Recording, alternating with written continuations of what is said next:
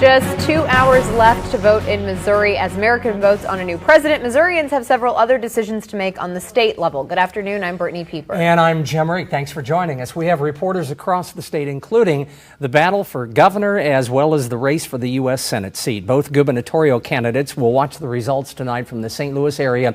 KOMU8's Christina Salonikas takes us inside Republican Eric Greitens' watch party. I am live outside the Doubletree Hill Hotel, where Eric Greitens' campaign manager Austin Chambers spoke to us a little earlier, saying Greitens will be arriving 6:45 tonight with his wife and kids. Now, this is the first time Greitens is running in an office. As of yesterday, Donald Trump nominated him as well. We will send you the latest, up-to-date with polls when we get them. Reporting live in Chesterfield, Christina Salonikas, KOMU8 News. Democrat Chris Koster is a few miles down the road in the St. Louis area. KOMU8's Madeline Odell is live.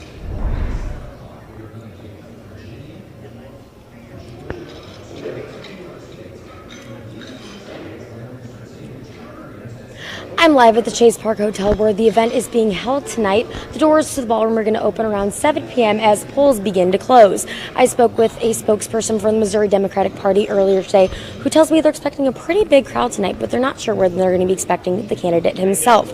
She tells me that it depends on when the results start to roll in and when we can expect to start to see him. However, there is also going to be Russ Carnahan speaking tonight, who's running as a Democratic candidate for lieutenant governor, and we also may be hearing from the mayor of St. Louis. Koster is seeking the state's top office after spending 8 years serving as Attorney General for Missouri.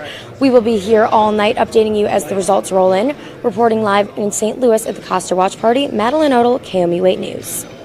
The race for Missouri's U.S. Senate seat has been neck and neck for several weeks now. Incumbent Republican Roy Blunt is running against Democrat Secretary of State Jason Kander. Poll numbers have shown this race as a toss-up over the weekend. We have team coverage of this race as well. We'll go first to KOMU8's Lauren Donovan at Jason Kander's main camp.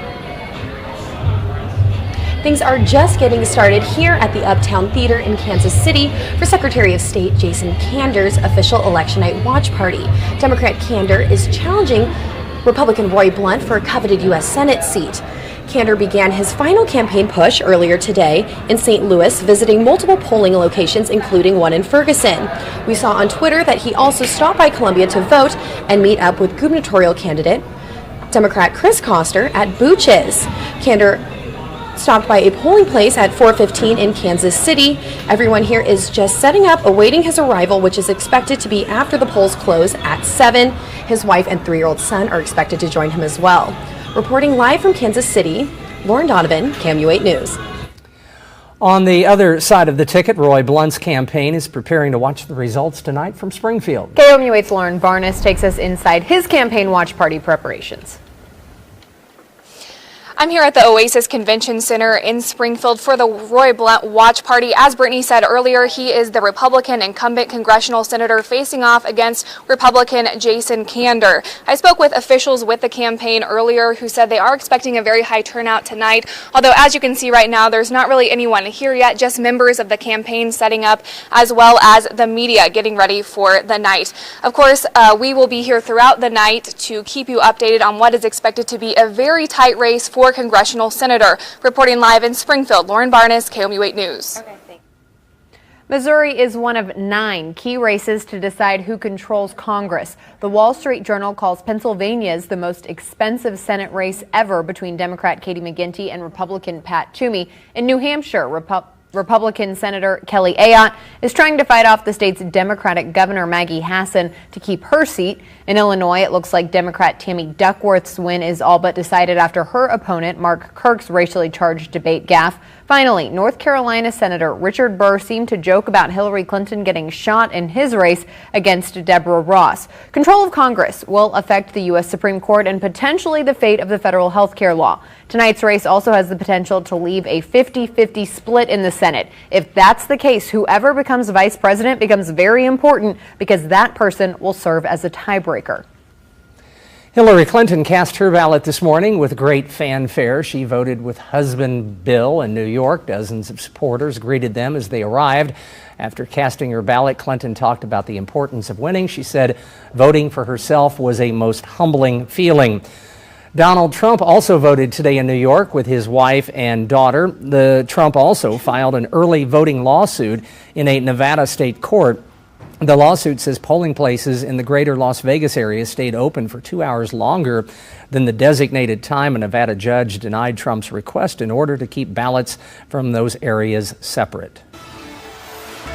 Right now, voters are still deciding key ballot initiatives in the state. Missourians get to choose whether or not state voters should be required to show a photo ID in future elections. Lawmakers passed a measure back in May to put voter ID on today's ballot as Amendment 6. Opponents of the bill say it will disenfranchise groups like minorities or elderly or disabled voters, but supporters say it will help prevent voter fraud.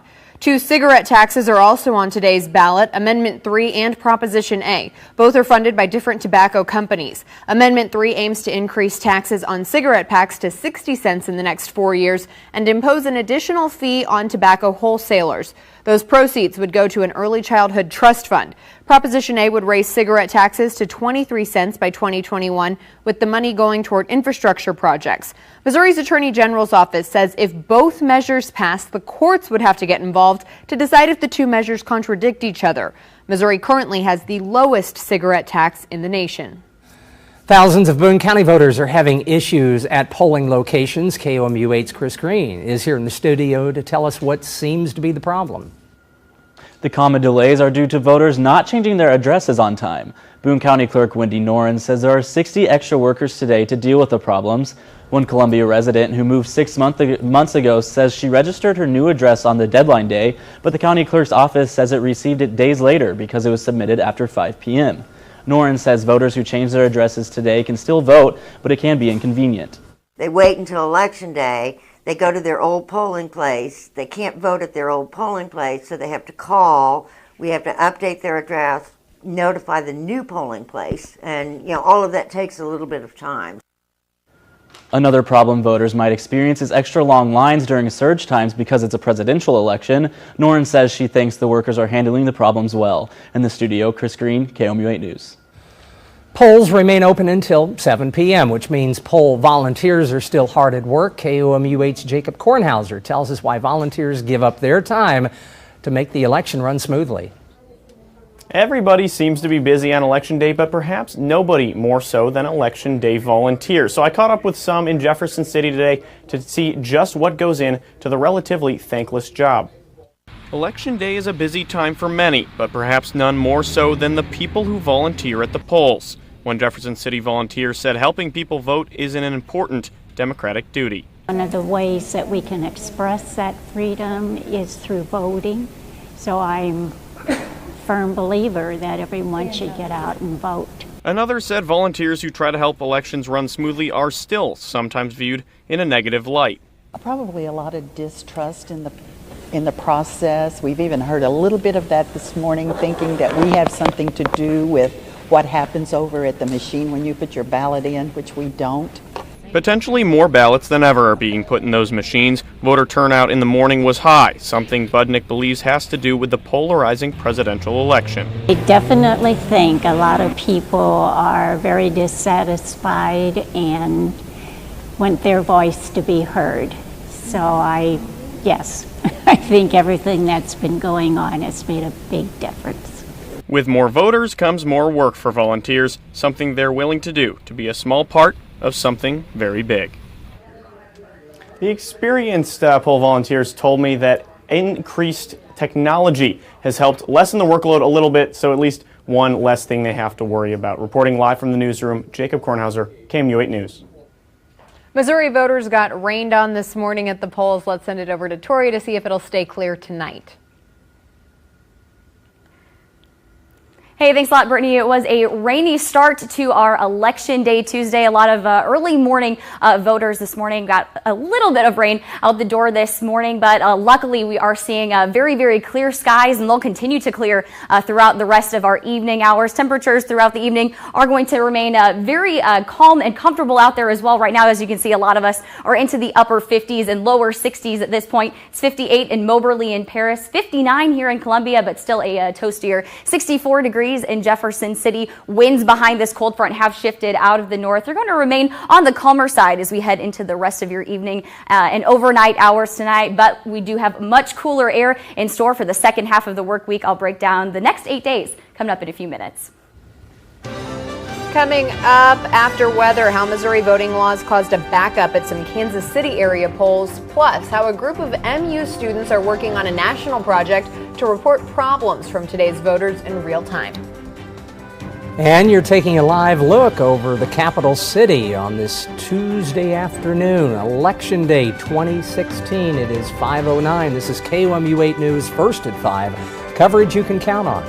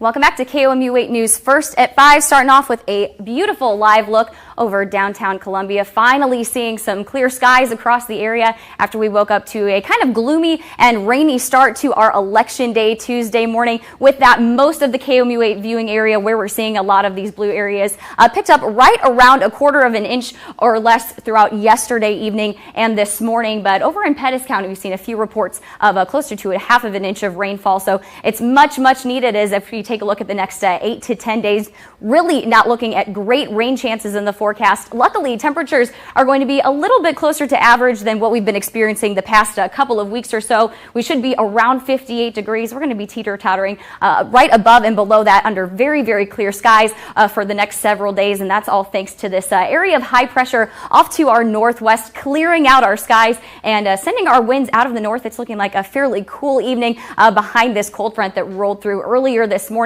It's bringing all of that rain and all of the clouds around with it.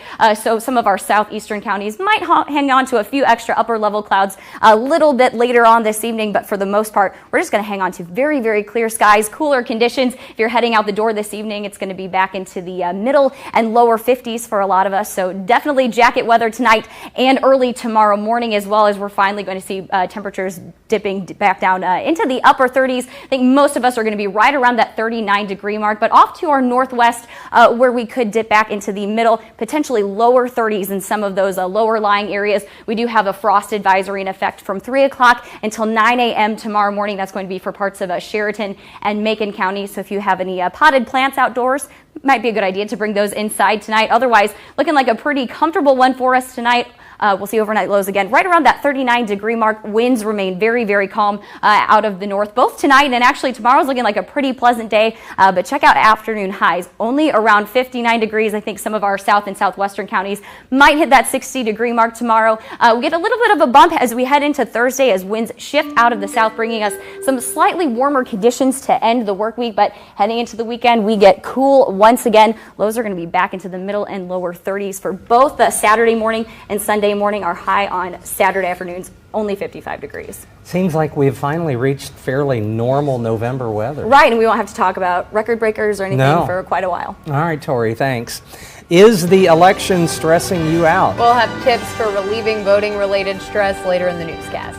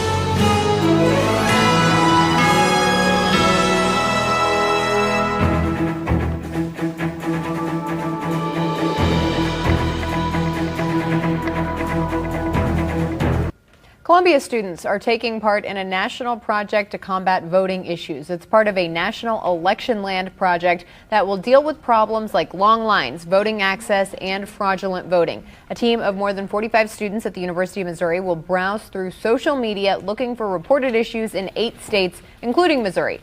If a problem is found, the team will verify if the post is accurate and forward that information along to other local newsrooms. One student involved says it's a different take on election coverage.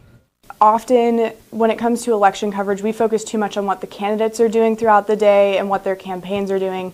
And I think it's important to remember that there are voters out there that do have issues with long lines, that do have issues with voter identification and different things like that. If you experience any issues at the polls, you can tag Election Land in your social media posts to alert the team. With restricted early voting, Missouri law tends to create long lines come Election Day. In Kansas City, voters waited as long as 2 hours. The wait was expected today, but that didn't keep voters from posting their discontent on social media. The Jackson County election director expected an 80% voter turnout. Virginia voters also waited in long lines. Lines snaked out and wrapped around the Luther Jackson Middle School near Washington, D.C. A record number of Virginians took advantage of early voting. Even still, heavy crowds were reported in many locations. Today's election, either way, will go down in history. We'll tell you why people are flocking to someone's grave on Election Day. Good evening from the NBC News Election Center. When we join you tonight, we expect to have some exit polling data we can share with you on the mood of the electorate. Our Chuck Todd will drill down on what may be happening in a few key states where this election could turn and the outcome of the first legal challenge in this race. A reminder, our Decision Night in America coverage starts immediately after NBC Nightly News.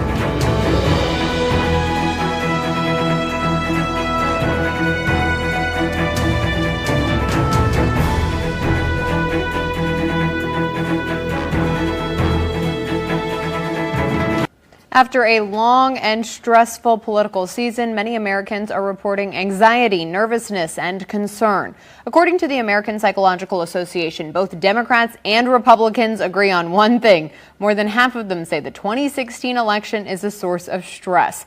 Here are some tips to relieve election-related anxiety. Stay informed, but don't binge-watch political news. And focus on daily tasks, exercise, and eating healthy foods.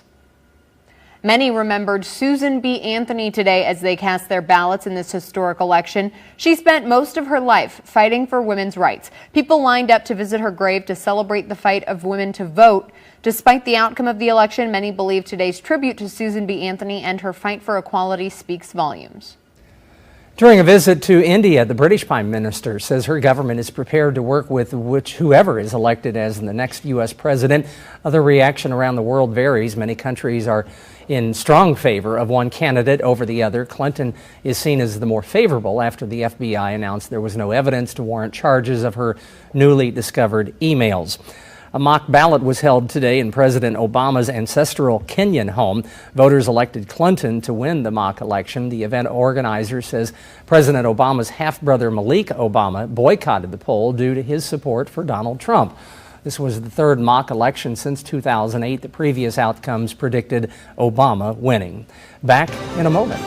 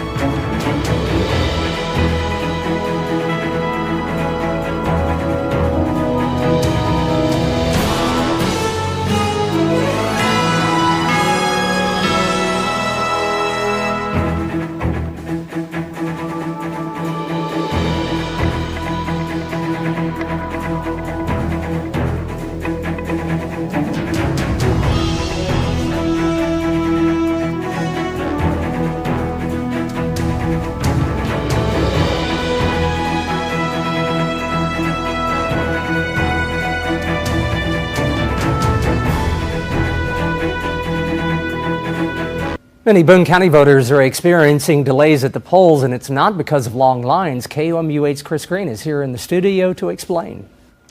Thousands of Boone County voters are experiencing delays today due to not changing their addresses on time. One Columbia resident says she changed hers on time, but she was still not able to vote this morning. Boone County Clerk Wendy Noren says this is the most common issue on election days, so her office has 60 extra people on staff to deal with address changes in person or over the phone. She says people who change their addresses today can still vote, but the process takes some time. In the studio, Chris Green, KOMU8 News. Here's a look at what we're following for KOMU8 News at 6 o'clock. We'll hear from first-time voters about what surprised them most. We have continuous coverage and updates from our reporters across the state, and you can stay updated by following our real-time coverage at KOMU.com. NASA is sticking with its motto of vote while you float. Astronaut Shane Kimbrough filed his ballot from the International Space Station sometime over the past few days. He said it was going to be special being able to vote from space. A 1997 Texas law made that possible. Tori? All right, shaping up to be a pretty nice Tuesday evening. We'll continue to hang on to a lot of clear and starry skies. Temperatures are going to be a little bit cooler this evening, back into the middle and lower 50s, waking up to temperatures dipping back into the 30s tomorrow morning and on Wednesday as well, but lots of sunshine for the rest of the work week and into the weekend. Exercise your right to vote. Polls stay open until 7. That's our time for now. Thanks for joining us. An hour and a half left.